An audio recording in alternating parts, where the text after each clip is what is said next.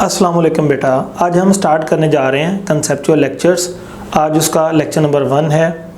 इसमें मैं आपको ऐसी टेक्निक सिखाऊंगा जिनको सीखने के बाद आप हर तरह के MCQs को सॉल्व कर पाएंगे। इससे ना सिर्फ आपका एंट्री टेस्ट FSC लेवल पे बल्कि BSc लेवल पे और FPSC का जो टेस्ट है या PPSC का जो टेस्ट है वो भी आपका साथ प्रिपेयर हो जाएगा।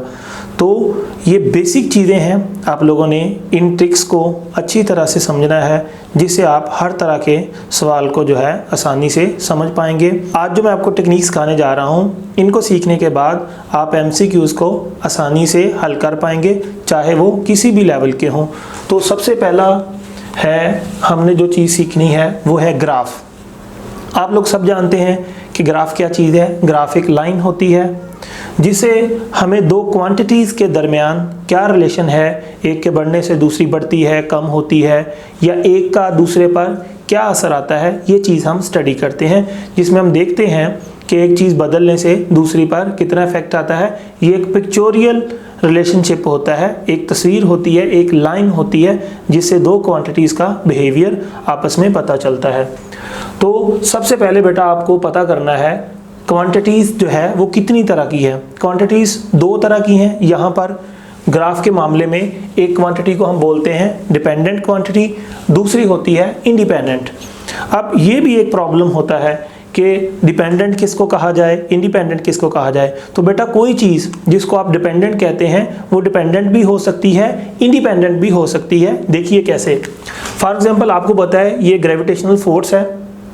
न्यूटन के जो ग्रेविटेशन लॉ है उसके मुताबिक जो ज़मीन किसी भी चीज़ पे फोर्स लगाती है, कैपिटल G उस चीज़ का मैस, ज़मीन का मैस, और आपको पता है ये डिस्टेंस होता है centre of earth say that object तक। ठीक है, उस जिस्म तक ये फासला है। ये आपकी ज़मीन है और ये मास है। आपको पता है ज़मीन इस पर क्या लगा रही है, फोर्स। और बेटा ये जो ज़मीन फोर्स लगाती है ये बराबर है इस फार्मूले के। आपको पता है ये डिस्टेंस है ज़मीन के सेंटर से। जितना हम ज़मीन से ऊपर जाते जाएंगे तो आपको पता है ये चीज़ क्या होती जाएगी, इंक्रीज़ होती जाएगी। जब फासला बढ़ता जाएगा तो ये जो फोर्स है ये कम होती जाएगी। तो आपने क्या देखा, किसी चीज़ पर जो ज़मीन की फोर्स होती है वो फासले पर डिपेंड करती है। जितना फासला बढ़ता जाएगा, आप ज़मीन से जितना दूर जाते जाएंगे फोर्स उतनी कम होती जाएगी। तो यहाँ पे किस पर असर आता है, तो फोर्स पर असर आता है। यानी कौन अफेक्टेड है, फोर्स अफेक्टेड है।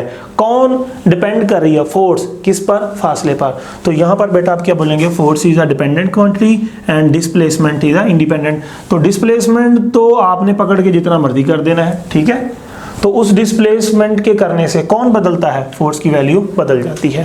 तो नेक्स्ट, अब मैंने आपको यहाँ पे फोर्स डिपेंडेंट साबित किया और डिस्प्लेसमेंट को या डिस्टेंस को इंडिपेंडेंट साबित किया। अब इसका रिवर्स साबित करता हूँ। देखिए ये एक ब्लॉक है जिसका बेटा मास कितना है, m। हम लोग इस ब्लॉक पे फोर्स लगाते हैं जिसकी वजह से ये डिस्प्लेसमेंट तय करता है। तो आपको पता है जितनी ज़्यादा फोर्स लगाएंगे, फॉर एग्जांपल एक गाड़ी है उसको हम 10 न्यूटन फोर्स लगाते हैं 5 मिनट के लिए, तो वो गाड़ी ज़्यादा फासला तय करेगी। या एक गाड़ी है जिसको हम 10 लाख न्यूटन फोर्स लगा देते हैं 5 मिनट के लिए, तो मुझे बताइए कौन सी गाड़ी ज़्यादा फासला तय करेगी। तो टाइम दोनों को क्या मिला, सेम। तो अब जो फासला है वो किस पर डिपेंड करेगा, जिस गाड़ी पर फोर्स ज़्यादा लगी है वो गाड़ी फासला भी ज़्यादा तय करेगी। तो इस केस में आपने क्या देखा, जितना फोर्स ज़्यादा लगेगा उतना डिस्प्लेसमेंट ज़्यादा होगा। तो यहाँ पे कौन डिपेंड कर रहा है, डिस्प्लेसमेंट। जितना फोर्स ज़्यादा है, जितनी फोर्स ज़्यादा लगाओगे उतना डिस्प्लेसमेंट भी ज़्यादा होगा। तो यहाँ पे डिपेंड कौन कर रहा है, डिस्प्लेसमेंट क्या है, डिपेंडेंट क्वांटिटी है, ठीक है। और फोर्स क्या है, इंडिपेंडेंट है। बात समझिए, फोर्स हमारी मर्जी है, जितनी मर्जी लगा दें हम, लेकिन अगर मैंने ज़्यादा फोर्स लगा दी तो डिस्प्लेसमेंट ज़्यादा तय हो जाएगा।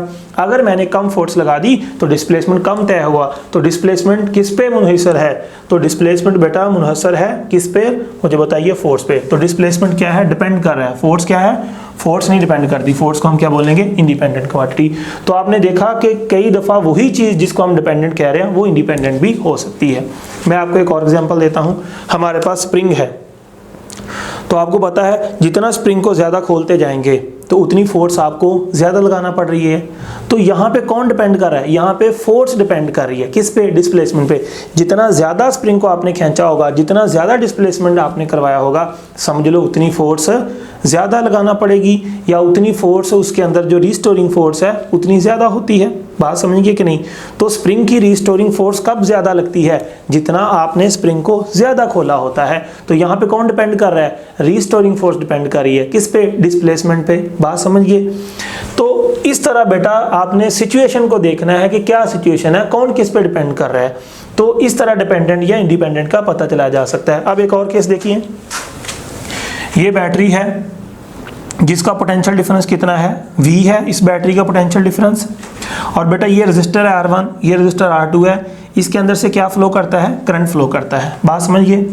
और आपको पता है जो करंट है वो डिपेंड करता है किस पर? मुझे बताओ।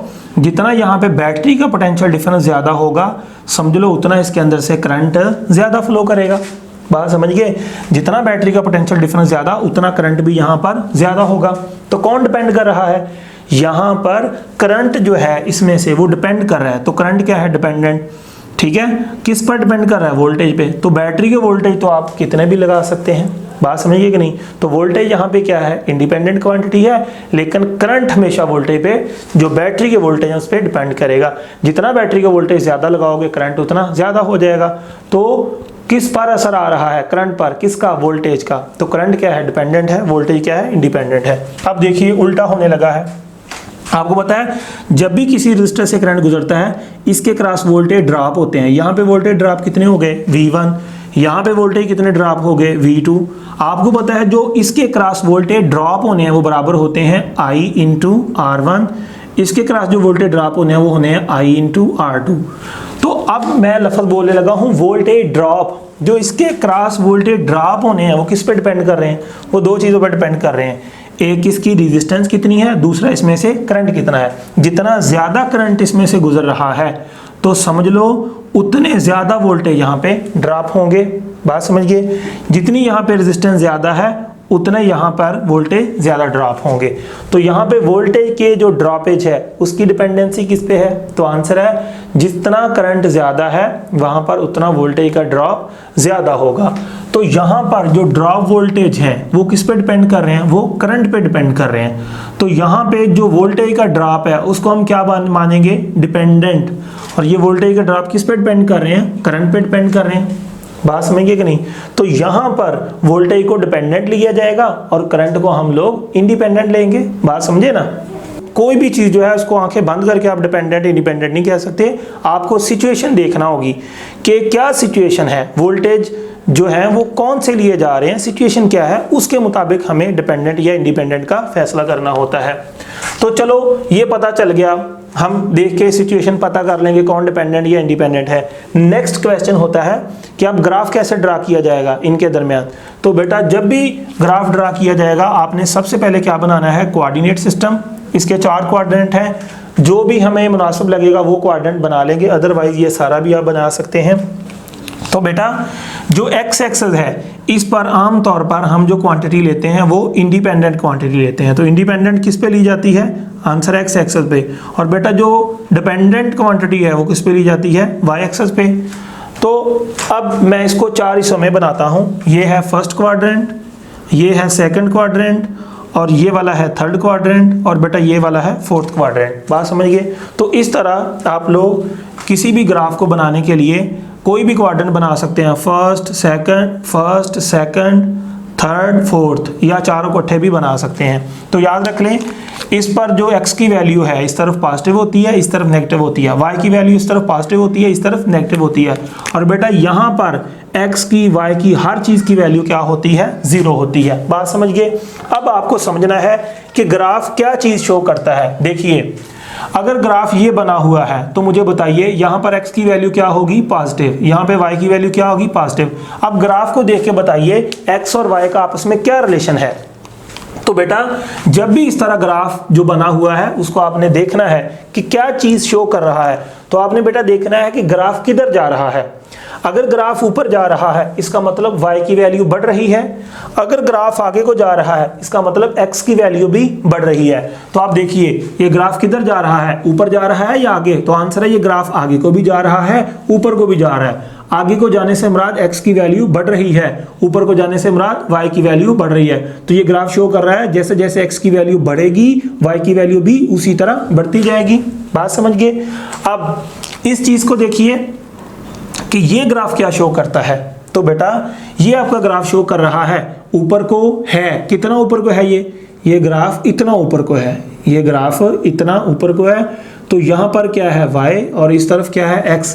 तो ये ग्राफ सिर्फ आगे को जा रहा है, इसका मतलब ये है ये ग्राफ इतना ऊंचा है और सिर्फ आगे को जा रहा है। मतलब इसमें सिर्फ x की वैल्यू बढ़ रही है, y की वैल्यू अब भी इतनी है, अब भी इतनी है, अब भी इतनी है, अब भी इतनी है। इसमें ना ग्राफ ऊपर गया ना ग्राफ नीचे गया, यानी y की वैल्यू चेंज नहीं हुई। सिर्फ किसकी वैल्यू चेंज हो रही है? x की। तो यहाँ x बढ़ता जा रहा है लेकिन y की वैल्यू क्या रहती है? कांस्टेंट रहती है। बात समझ गए? तो इस तरह ये ग्राफ होता है। ये क्या शो करता है मैंने आपको बता दिया। और y की वैल्यू कितनी है? y की वैल्यू एंड तक इतनी रहती है।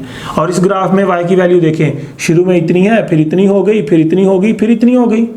और इस ग्राफ में शुरू में x की वैल्यू देखिए इतनी है, फिर ग्राफ जैसे जैसे आगे जाता जा रहा है x की वैल्यू बढ़ती जा रही है। और y की वैल्यू शुरू में इतनी, फिर इतनी, फिर ग्राफ ऊंचा होता जा रहा है, y की वैल्यू बढ़ती जा रही है। ग्राफ आगे को जा रहा है, x की वैल्यू बढ़ रही है। इसमें ग्राफ ऊंचा नहीं जाता, बस इतना है, शुरू में इतना, एंड तक इतना रहता है। तो y की वैल्यू एंड तक कांस्टेंट रहती है। बात समझ गए? अब एक और ग्राफ देखिए। ये ग्राफ मैंने ऐसे रेड कलर से शो किया। तो बताइए ये ग्राफ क्या शो करता है? ये y है, यहाँ पे x है। तो मुझे बताइए बेटा ये ग्राफ किसके ऊपर चल रहा है? ये ग्राफ शुरू से x एक्सिस के ऊपर चल रहा है, मतलब x की वैल्यू बढ़ रही है। क्या ग्राफ ऊपर गया? नहीं। ग्राफ नीचे गया? नहीं। इसमें y की वैल्यू चेंज नहीं हो रही। तो y की वैल्यू कितनी है? तो बेटा y का मतलब होता है कि कितना ऊंचा है ये ग्राफ, ओरिजिन से कितना ऊंचा है। तो ये तो ओरिजिन से ऊंचा है ही नहीं, तो ये बिल्कुल यहाँ पे रहता है। तो इसमें y की वैल्यू क्या है? 0, लेकिन x की वैल्यू बढ़ती जा रही है। बात समझिए? अब इस ग्राफ को देखिए। ये ग्राफ जो है रेड कलर में मैंने ऐसे बनाया। तो ये ग्राफ किधर को जा रहा है? आगे को, ऊपर को, नीचे को, किधर को? बेटा ये ग्राफ सिर्फ ऊपर को जा रहा है। अगर सिर्फ ऊपर को जा रहा है इसका मतलब यहाँ पे y की वैल्यू बढ़ती जा रही है। क्या ग्राफ आगे को गया? नहीं। तो यहाँ पे x की वैल्यू में कोई चेंज नहीं आ रही। तो यहाँ पे x में कोई चेंज नहीं आती, सिर्फ y की वैल्यू बढ़ती है। चलो फिर x की वैल्यू कितनी है? x की वैल्यू का मतलब होता है कि ओरिजिन से इस तरफ कितना है। तो ये ग्राफ ओरिजिन से इस तरफ बिल्कुल भी नहीं है। तो यहाँ पर इस पूरे ग्राफ में x की वैल्यू क्या होती है? 0, और y की वैल्यू क्या है? इंक्रीज करती जा रही है। और y की वैल्यू का मतलब होता है ग्राफ ओरिजिन से कितना ऊंचा है। तो ये ओरिजिन से बिल्कुल भी ऊंचा नहीं है, तो यहाँ y की वैल्यू 0 है, x बढ़ता जा रहा है। यहाँ पर x की वैल्यू 0 है और y बढ़ता जा रहा है। अब बेटा इस ग्राफ को देखिए, ये ग्राफ क्या शो कर रहा है? ये ग्राफ शो करता है यहाँ पर क्या है? x है, यहाँ पर क्या है? y। अब हम इस ग्राफ को स्टार्ट में देखते हैं। जब हम शुरू में थे, यानी जब x की वैल्यू यहाँ पे 0 थी, जब यहाँ पे x की वैल्यू 0 थी तो ग्राफ यहाँ पे था। जब x की वैल्यू 0 थी तो y की वैल्यू कितनी थी? इतनी वैल्यू थी। यानी x 0 पर भी जब x की वैल्यू 0 है तो ग्राफ तब भी इतना ऊंचा था, यानी x 0 पर y की वैल्यू इतनी थी। लेकिन इसके बाद ग्राफ किधर जा रहा है? ऊपर को भी जा रहा है, आगे को भी जा रहा है। तो इसका मतलब जैसे जैसे x बढ़ता जाएगा y की वैल्यू बढ़ती जाएगी। लेकिन स्टार्ट में जब x 0 था तब y 0 नहीं था, y इतना था। क्लियर? और इस ग्राफ को देखिए, इस ग्राफ में स्टार्ट में x कितना है? 0, और y भी कितना है? 0। ये देखिए ग्राफ कहाँ पे है? ओरिजिन पे। ओरिजिन का मतलब x भी 0, y भी 0। इसका मतलब क्या है? इसका मतलब है ये ग्राफ जो है इतना ऊंचा है, लेकिन जो x की वैल्यू है वो यहाँ पे 0 है, y की वैल्यू 0 नहीं है। अब इस ग्राफ को देखिए, इसमें देखिए जब हम स्टार्ट में होते हैं तो स्टार्ट में इस पॉइंट पर ये ग्राफ कहाँ है? यहाँ पे। इसका मतलब जब हम बिल्कुल ओरिजिन पर थे तो ये y की वैल्यू इतनी थी। अब बताए इस पॉइंट पर x की वैल्यू कितनी होती है? 0। जब इस पॉइंट पर x की वैल्यू 0 है, लेकिन ग्राफ कहाँ है इस जगह पे? आपको पता है ग्राफ स्टार्ट से इतना नीचे है, यानी यहाँ पे जब x 0 था y की वैल्यू नीचे को थी, नेगेटिव वैल्यू थी। समझ गए? इतना नीचे को है ग्राफ, x 0 पर y की वैल्यू इतनी है। उसके बाद ग्राफ किधर जा रहा है, ऊपर को जा रहा है, आगे को जा रहा है। उसके बाद ग्राफ ऐसे बना दिया, x बढ़ता जाएगा, y की वैल्यू बढ़ती जाएगी। लेकिन यहाँ पर जाके आपने देखा यहाँ पर x की वैल्यू कितनी है, इतनी है, ठीक है, और यहाँ पर y की वैल्यू कितनी है, y का मतलब कितना ऊंचा है। तो इस जगह पर ग्राफ ओरिजिन से कितना ऊंचा है, तो आंसर है इस जगह पर ओरिजिन से बिल्कुल भी ऊंचा नहीं है। तो इस जगह पर देखिए ये जो पॉइंट था, इस जगह पर x 0 है लेकिन y 0 नहीं है। अगर हम इस पॉइंट पे देखें, ये ग्राफ किसको टच कर रहा है, इसको, इसका मतलब है ये ग्राफ ओरिजिन से ऊंचा नहीं है। अगर ओरिजिन से ऊंचा नहीं है तो यहाँ पे y की वैल्यू 0 होगी। y का मतलब ओरिजिन से कितना ऊंचा है, तो यहाँ पे y की वैल्यू कितनी है, 0। लेकिन x की वैल्यू, x कितना है, इतना है। x का मतलब ओरिजिन से इस तरफ कितना है, तो ओरिजिन से इस तरफ इतना है, तो यहाँ पे x की वैल्यू 0 नहीं है। इसके बाद आप देखेंगे x बढ़ता जाएगा, y की वैल्यू बढ़ती जाएगी। बात समझ आ गई। तो ये ग्राफ को देख के पता लगाना है कौन पॉजिटिव है, कौन नेगेटिव है, कौन बढ़ रहा है, कौन कम हो रहा है, कौन कांस्टेंट है, कौन बदल रहा है, कौन नहीं बदल रहा। इस तरह आप सोच सकते हैं। सिर्फ यही देखना है, ग्राफ ऊपर को जाता है तो y बढ़ रहा है, ग्राफ आगे को जा रहा है तो x बढ़ रहा है, ग्राफ नीचे को है तो y की वैल्यू नेगेटिव है, ग्राफ लेफ्ट की तरफ है तो x की वैल्यू नेगेटिव है। तो इस तरह हर चीज़ का बिहेवियर मैंने आपको सिखा दिया। आप पता चला सकते हैं कि कौन नेगेटिव है, कौन पॉजिटिव है, कौन बढ़ रहा है, कौन कम हो रहा है, कौन 0 है, कौन 0 नहीं है। तो ये सारी चीज़ें ग्राफ को देखकर कैसे पता चलाई जाती हैं। अब अगला सवाल है कि अगर दो चीज़ें आपस में डायरेक्टली प्रोपोर्शनल हैं तो उनका ग्राफ कैसे बनेगा। तो बेटा सबसे पहले आपको ये पता होना चाहिए डायरेक्टली प्रोपोर्शनल के मीनिंग्स क्या है। इस पर मैंने एक पूरी वीडियो बनाई है। फॉर एग्जांपल ये y है, ये x है, दोनों एक दूसरे के डायरेक्टली प्रोपोर्शनल हैं। यहाँ पे बेटा क्या आ जाएगा, आपको पता है बराबर का साइन आ जाएगा, इक्वल का, यहाँ पे कांस्टेंट आ जाएगा। तो हम कह सकते हैं y डायरेक्टली प्रोपोर्शनल है x के। डायरेक्टली प्रोपोर्शनल की निशानी होती है इसकी पावर कितनी होगी 1 और इसकी पावर भी कितनी होगी 1। तो y को हम क्या कह सकते हैं, डायरेक्टली प्रोपोर्शनल टू x। और यहाँ पे कौन होगा, प्रोपोर्शनलिटी कांस्टेंट। अगर यहाँ पे स्केयर आ जाता तो फिर y को x के डायरेक्टली प्रोपोर्शनल नहीं कह सकते। यहाँ पे 3 आ जाता, y को x के डायरेक्टली प्रोपोर्शनल नहीं कह सकते। अगर यहाँ पे √2 आ जाए तो y को x के डायरेक्टली प्रोपोर्शनल नहीं कह सकते। डायरेक्टली प्रोपोर्शनल के लिए इसकी पावर कितनी होनी चाहिए 1, इसकी पावर भी कितनी होनी चाहिए 1। यहाँ पे क्या होना चाहिए, कांस्टेंट। तो y x के क्या है, डायरेक्टली प्रोपोर्शनल। बात समझ गए। तो ये बेटा इक्वेशन होती है, कोई भी अगर चीज़, दो चीज़ें अगर डायरेक्टली प्रोपोर्शनल हैं, अगर दो चीज़ें डायरेक्टली प्रोपोर्शनल हैं तो उसका ग्राफ कैसे बनेगा। बेटा देखिए यहाँ पे मैंने क्या लिख दिया, y जो डिपेंड कर रही है, यहाँ पे क्या लिख दिया x। इन दोनों के दरमियान जो ग्राफ बनेगा वो एक स्ट्रेट लाइन बनेगी। और बेटा वो जो स्ट्रेट लाइन है वो ओरिजिन से पास होगी। कहाँ से पास होगी, ओरिजिन से, और इस तरह स्ट्रेट लाइन बनेगी। अब मैं आपको एग्जाम्पल देता हूँ कि कौन सी दो चीज़ें आपस में डायरेक्टली प्रोपोर्शनल हैं। ये देखिए आपके पास यहाँ पे मोमेंटम है, ये वेलोसिटी है, दोनों की पावर 1 ये डायरेक्टली प्रोपोर्शनल। फोर्स की पावर 1, एक्सेलरेशन की पावर 1 डायरेक्टली प्रोपोर्शनल, इसकी पावर 1, इसकी पावर 1 डायरेक्टली प्रोपोर्शनल। इसको क्या मानेंगे, कांस्टेंट। इसको क्या मानेंगे, कांस्टेंट। इसको भी क्या मानेंगे, कांस्टेंट। अब यहाँ पे देखिए F = kx, इसकी पावर 1, इसकी पावर 1। तो ये फोर्स और x डायरेक्टली प्रोपोर्शनल, ये क्या है, कांस्टेंट। वेलोसिटी और टाइम डायरेक्टली प्रोपोर्शनल, ये क्या है, कांस्टेंट। एनर्जी और फ्रीक्वेंसी डायरेक्टली प्रोपोर्शनल, ये क्या है, कांस्टेंट। काइनेटिक एनर्जी और मास क्या है, डायरेक्टली प्रोपोर्शनल, ये सारी रकमें क्या है, कांस्टेंट। इलेक्ट्रिक फील्ड और चार्ज डेंसिटी क्या है, डायरेक्टली प्रोपोर्शनल, ये क्या है, कांस्टेंट। टार्क और फोर्स क्या है, डायरेक्टली प्रोपोर्शनल, ये क्या है, कांस्टेंट। पोटेंशियल एनर्जी और हाइट क्या है, डायरेक्टली प्रोपोर्शनल, ये क्या है, कांस्टेंट। तो जब भी दो चीजें आपने इस तरह डायरेक्टली प्रोपोर्शनल लेनी है, बाकी चीज को क्या मानना है, कांस्टेंट। तो इन सब के अगर आप ग्राफ बनाएंगे, इसका इसके साथ, इसका इसके साथ, इसका इसके साथ, इसका इसके साथ, इसका इसके साथ, इसका इसके साथ, इसका इसके साथ, इसका इसके साथ, तो सब में जो ग्राफ है बेटा इस तरह का बनेगा।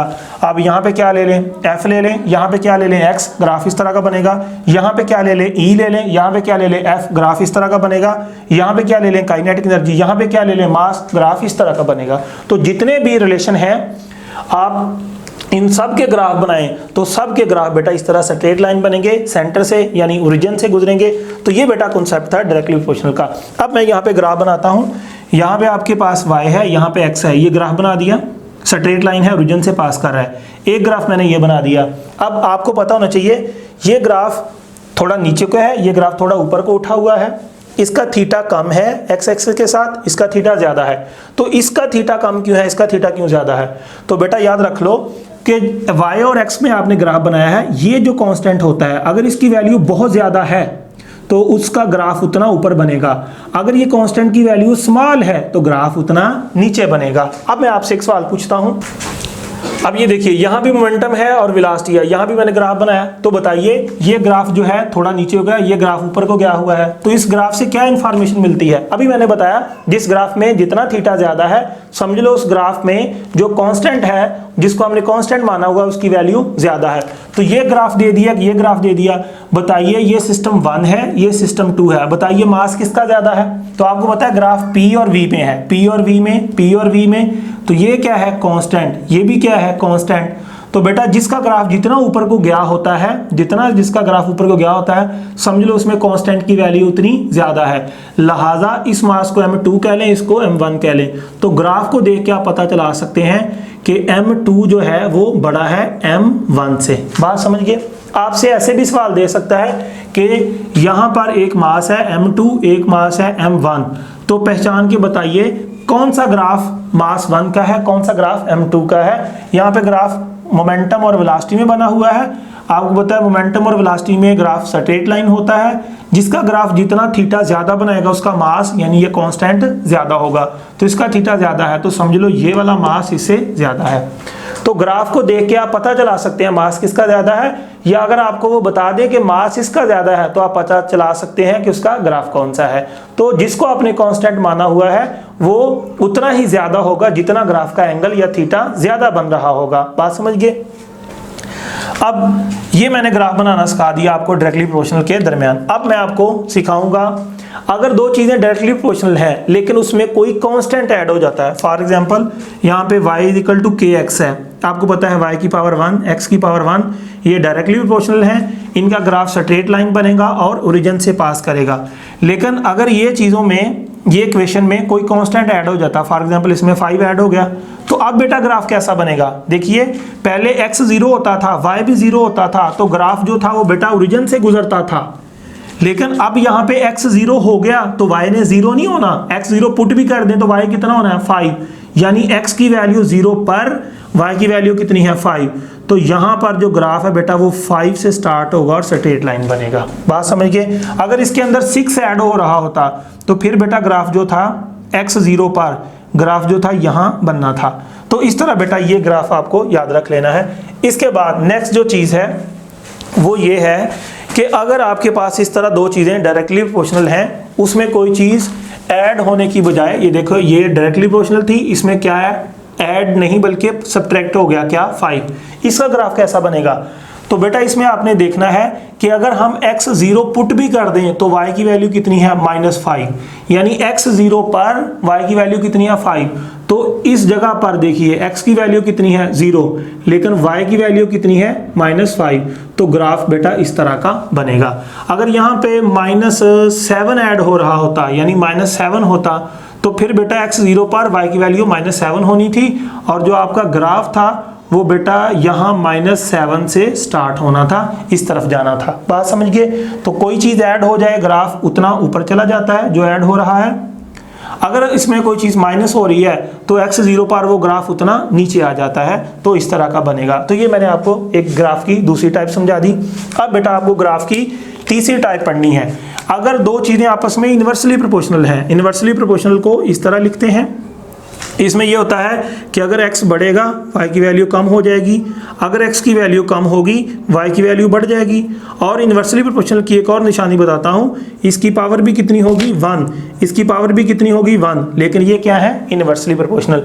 अगर यहाँ पे मैं ये लिख दूँ x की जगह पर स्केयर लिख दूं तो आप यहाँ पे ये नहीं कह सकते y inversely proportional to x। No, यहाँ पे अगर 1 होगी तो फिर ही आप y को x के क्या बोलेंगे? इनवर्सली प्रोपोर्शनल का नाम देंगे। बात समझ गए? अगर हम इनका ग्राफ बनाए तो वो बेटा कैसा बनेगा? तो जब दो चीज़ें इनवर्सली प्रोपोर्शनल होती हैं, यहाँ पे जो डिपेंडेंट है वो लिख लें, यहाँ पे इंडिपेंडेंट लिख लें, तो इसका ग्राफ बेटा इस तरह का बनता है और ये ग्राफ को हम क्या बोलते हैं? हाइपरबोला। और बेटा ये ग्राफ यहाँ पे टच कहीं भी टच नहीं करेगा, इनफाइनेट पे जाके ये यहाँ y एक्सिस को टच करता है और यहाँ पर ये वाला ग्राफ भी इनफाइनाइट पे जाके ऐसे कम होता होता इनफाइनाइट पे जाके ये एक्स एक्सिस को टच करेगा। तो ये ग्राफ जो है वाई एक्सिस को ये टच करेगा कहाँ पे जाके, इनफाइनाइट पे, और ये ग्राफ एक्सिस को टच करेगा। ये देखिए आस्ता आस्ता कम हो रहा है, लेकिन कितना दूर जाके, इनफाइनाइट दूर जाके ये ग्राफ एक्स एक्सिस के साथ टच कर जाएगा, और यहाँ से इनफाइनाइट ऊपर जाके ये ग्राफ वाई एक्सिस के साथ टच कर जाएगा। ये ग्राफ क्या होता है, हाइपरबोला। हाइपरबोला ग्राफ कब बनता है, जब दो चीजें आपस में इनवर्सली प्रोपोर्शनल है। इनवर्सली प्रोपोर्शनल की निशानी क्या है कि इसकी पावर कितनी है 1 और इसकी पावर भी। बेटा इनवर्सली प्रोपोर्शनल ग्राफ कैसा होता है, जिसमें y इनवर्सली प्रोपोर्शनल हो x के, इसकी पावर 1 इसकी पावर भी 1। इसका बेटा जब हम ग्राफ बनाते हैं तो आपको पता है वो ग्राफ एक हाइपरबोला बनेगा। यहाँ पे क्या ले लें, y ले लें, और यहाँ पे क्या ले लें, x, और बेटा ये ग्राफ इस तरह करके बनेगा जिसको हम क्या बोलते हैं, हाइपरबोला। ठीक है। और बेटा इसकी एग्जांपल क्या है, फॉर एग्जांपल आपके पास एक फार्मूला है पोटेंशियल का, V = K ओवर क्या होता है बेटा, R। अब मुझे बताइए V और R क्या है, आपस में इनवर्सली प्रोपोर्शनल है। इसको आपने क्या मानना है, कांस्टेंट मान लेना है। अगर हम यहाँ पे ग्राफ ड्रा करें, एक साइड पे क्या ले लें, V, और दूसरी साइड पे बेटा क्या ले लें, हम R ले लें, तो यहाँ पे आप देखेंगे जो ग्राफ बनेगा वो हाइपरबोला बनेगा। अगर यहाँ पे हम एक और फार्मूला लेते हैं, करंट = V/R। अगर V जो है बेटा इसको आप क्या रखेंगे, कांस्टेंट रखेंगे, तो करंट और R आपस में क्या है, इनवर्सली प्रोपोर्शनल, तो बेटा इनका ग्राफ भी जो है हाइपरबोला बनेगा। इस तरफ क्या ले लेना है आपने, करंट ले लेना है, यहाँ पे क्या ले लेना R, इसका ग्राफ भी हाइपरबोला बनेगा। अगर आपको ग्राफ बनाना है कैपेसिटेंस के लिए, आपको पता है कैपेसिटेंस होती है area multiply by epsilon not multiply by epsilon और बटे में बेटा क्या होता है, दो प्लेट्स का डिस्टेंस।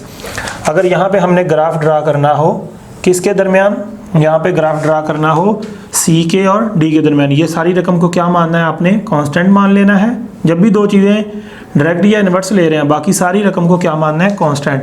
यहाँ पे C डिपेंड किस पे कर रही है, D पे, तो इसका ग्राफ भी बेटा क्या बनेगा, इसका ग्राफ भी आपके पास हाइपरबोला बनेगा।